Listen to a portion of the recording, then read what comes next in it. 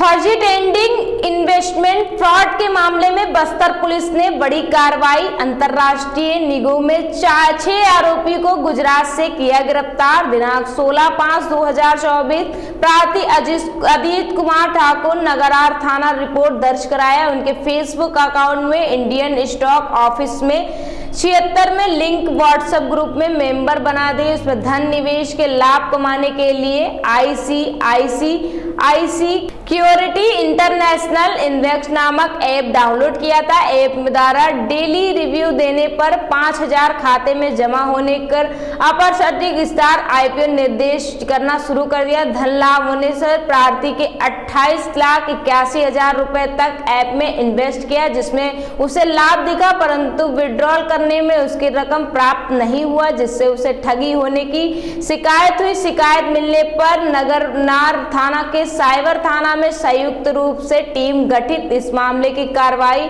शुरू किया है। कार्रवाई के दौरान आरोपियों को इंटरनेशनल ग्रुप में संपर्क होने के सबूत मिले। आरोपियों द्वारा विदेश में फर्जी investment app ICICI security international invest में व्हाट्सएप ग्रुप का उपयोग किया गया था। तकनीकी साक्ष्य का विश्लेषण कर थाना विधारी शिवानंद सिंह ने नेतृत्व में टीम गठित कर आरोपी को गिरफ्तार किया गया है, जिसमें पूछताछ के लिए अहमदाबाद गुजरात थाना गोमतीपुर निवासी होना बताया गया। एक प्रार्थी के निवेश पर धन उसके खाते में प्राप्त कर ठगी करना स्वीकार किया गया। कुल 6 आरोपियों को गिरफ्तार कर, जिसमें एक महिला भी शामिल है, न्यायिक रिमांड पर न्यायालय में समक्ष पेश किया गया है। जंदलपुर से ब्यूरो चीफ संजीत कर्मकार की रिपोर्ट। आगे उससे भी पूछताछ की जाएगी और मेन इनकी हैंडलिंग जो अभी प्रारंभिक तौर पे पता चला है वो दुबई से की जा रही है।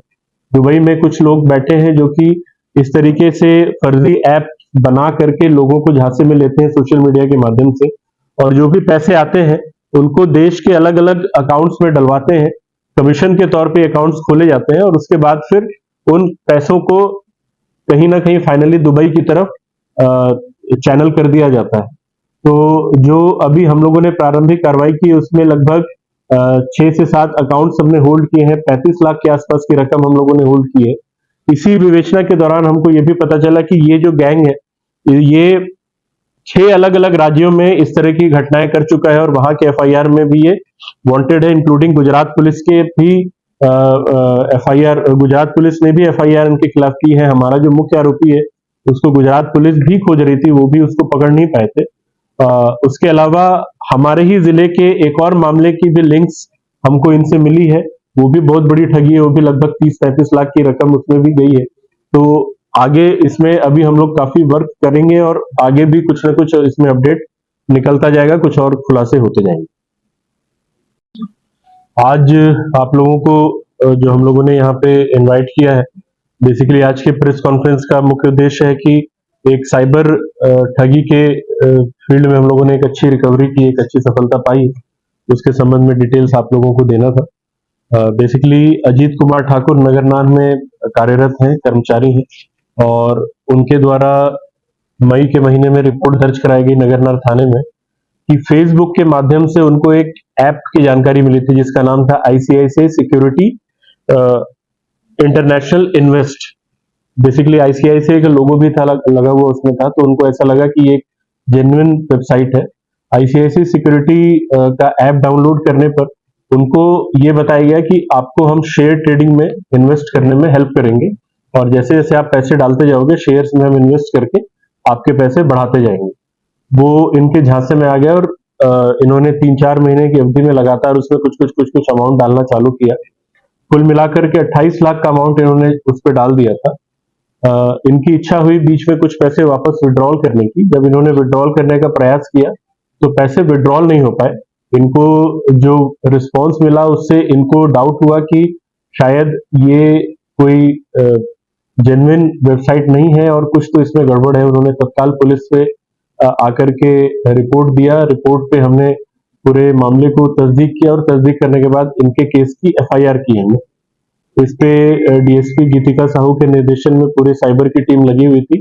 इंस्पेक्टर गौरव तिवारी, शिवानंद, ये सब लग करके इन लोगों ने काफी सारा एनालिसिस किया। जो अकाउंट्स थे जो अलग अलग अकाउंट्स, जो पहले ऐप के माध्यम से किस किस अकाउंट में पैसे गए थे उसकी जानकारी निकाली गई। उसकी जानकारी निकालने के पश्चात ये पता चला कि अलग अलग खातों में जो 28 लाख है वो भेजे गए हैं। उन खातों के बारे में जानकारी निकाली गई, उन खातों से संबंधित फोन नंबर्स की जानकारी निकाली गई। इसमें से एक नंबर हमको अहमदाबाद का मिला।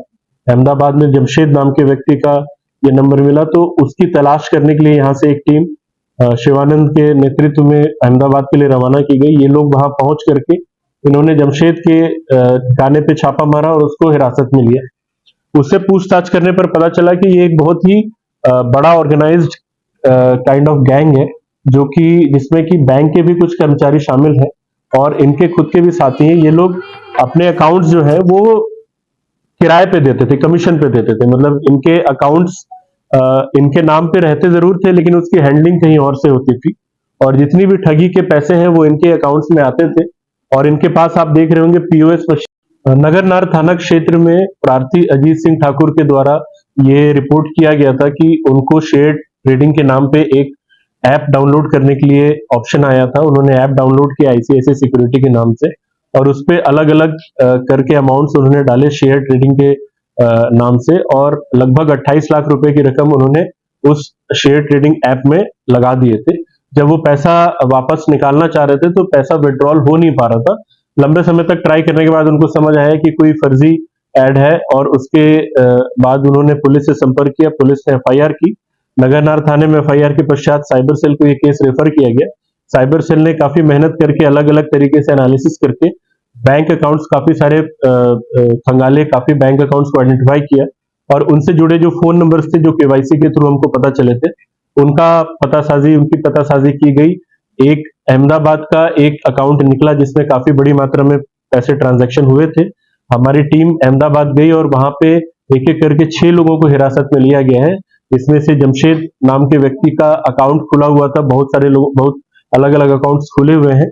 बैंक के भी कुछ लोग इसमें शामिल हैं इस पूरे घटनाक्रम में, और इनके मेजर हैंडलर जो है वो अभी जो प्रारंभिक सूचना है उसके हिसाब से देश के बाहर बैठ करके इस तरीके के ऑर्गेनाइज क्राइम को अंजाम दे रहे हैं।